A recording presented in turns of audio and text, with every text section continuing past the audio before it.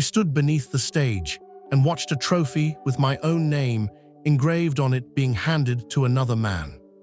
$18.7 million in sales. Those numbers were mine.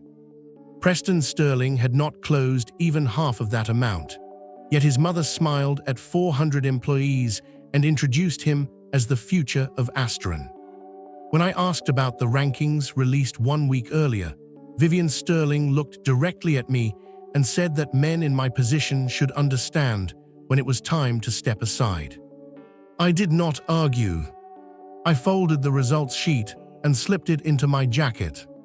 3 days later, the chairman called her.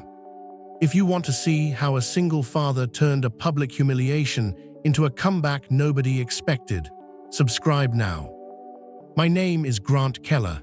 I am 42 years old, and for 11 years, I sold industrial equipment for Asteron Systems without ever being the loudest man in the office. I did not play golf with the executive team. I did not wear a watch worth more than my car. I did not post photos of myself standing beside clients in expensive hotel lobbies. What I did was answer the phone at 6:06 in the morning when a plant manager in Ohio had a conveyor line shut down and a shift of 90 employees standing around with nothing to do. That was my entire approach. And honestly, it was not really an approach at all. It was simply the only way I knew how to work. Because of that, the accounts nobody else wanted eventually found their way to my desk. The angry ones. The ones with a history of 3 failed account managers and a procurement director who started every call by listing our mistakes in chronological order. Nolan Pierce, our vice president of sales, used to hand me those files with a quiet, apologetic smile, as if he were giving me a plate of something that had already gone bad. I accepted them anyway. Within a year, most of those accounts stopped being problems. Within 2 years, most of them were spending more with us than they ever had before. Nobody sent out a memo about it. The numbers simply kept moving quietly in the right direction. That year became the best year of my career, and I knew it before anyone officially confirmed it. $18.7 million in closed revenue. 164% of quota. 3 accounts that had nearly walked away were now signing multi-year renewals. And then there was Hawthorne Freight, a logistics company with terminals across 14 states. I had pursued them for 9 months through 4 rejections and 1 cancelled meeting. There was not a single formal service complaint connected to my name during the entire fiscal year. I did not need to wonder where I stood. The internal dashboard showed me every Monday morning. The award at the end of that year was called Top Seller of the Year. And it was more than just an engraved crystal trophy. It came with a $75,000 bonus, an option grant that vested over 4 years, and something even more valuable than either of those: automatic consideration for the Senior Vice President Development track. For most people on the sales floor, that represented prestige. For me, it was simple math. My wife had died 6 years earlier, and I had been raising our daughter alone since she was 7. That bonus meant the roof could finally be replaced before another winter arrived. It meant her college fund would become more than just a hope. It would become a real number.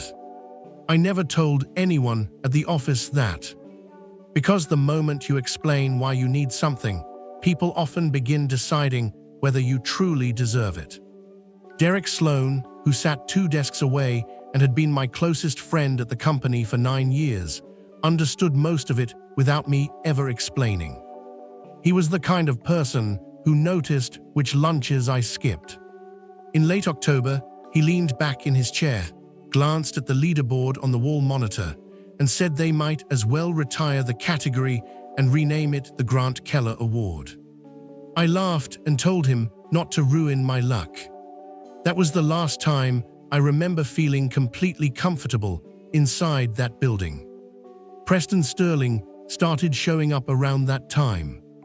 He was 28 years old, the chief executive's son, and he had been given the title of Director of Strategic Accounts. He received that position only 11 months after joining a company where most people waited 9 years just to lead a region. He was not stupid.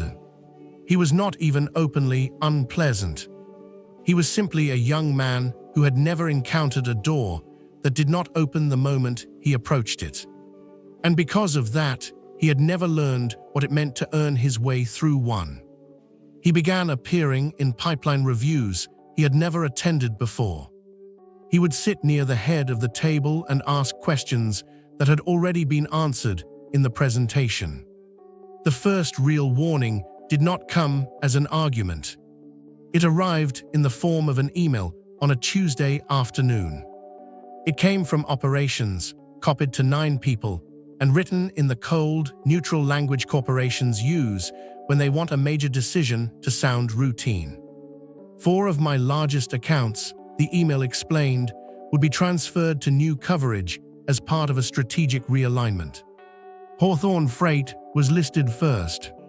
The receiving executive was Preston Sterling. There had been no meeting, no phone call, no conversation. I read the email twice, closed my laptop, and sat in the parking garage for 10 minutes before finally driving home. I went to see Nolan Pierce the following morning because, at least on paper, he was still the man those accounts reported through. His office had a window, a shelf filled with golf trophies, and a photograph of his family beside a lake. He did not look at any of them while we spoke. He told me the order had come directly from the chief executive's office. Not from operations, not from a committee, not from some planning process. From Vivian. He used the phrase leadership development portfolio, and he had the decency to look uncomfortable hearing those words come out of his own mouth. I told him I was not fighting the account transfer.